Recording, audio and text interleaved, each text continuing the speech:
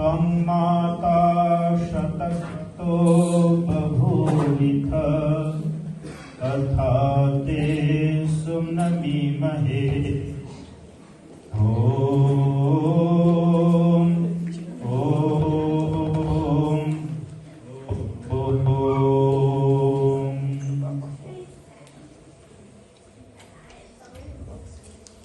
आदर और सम्मान के योग्य honourable doctor Shashank Vikram ji, council general of India Birmingham United Kingdom, सभी आज के अतिथिगण,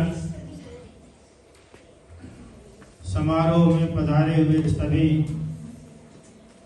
अन्य सब परिवार, नौजवान, बच्चे, मातृशक्ति, हम सब ने मिलकर के आज 74वां गणतंत्र दिवस, भारतीय गणतंत्र दिवस मनाया है। ये बहुत ही सौभाग्य की बात है। कभी भारत की भूमि पर अंग्रेज राज करते थे, लेकिन ये हमारे सपूतों का, हमारे वीरों का, हमारे मनुष्यों का, ऋषियों का जो पुरुषार्थ रहा, जिसके प्रतिफल आज हम इस ब्रिटेन की धरती पर सभी मिल करके तिरंगा झंडा लहरा रहे हैं। महर्षि दयानंद सरस्वती ने 1854 में ही आवाज लगाई, कहा भारतवर्ष भारतीयों के लिए स्वभाषा, स्वराष्ट्र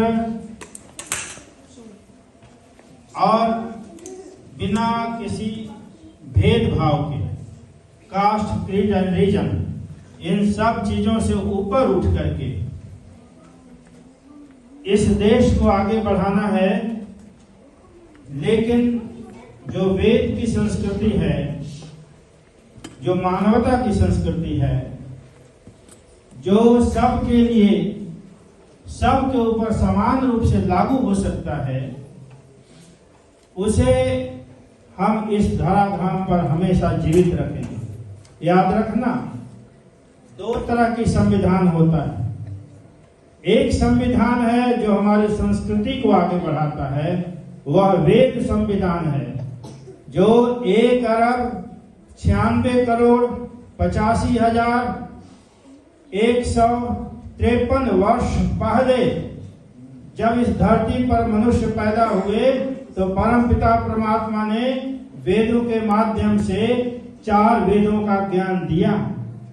ये मजहब तो 2000 साल की बात है।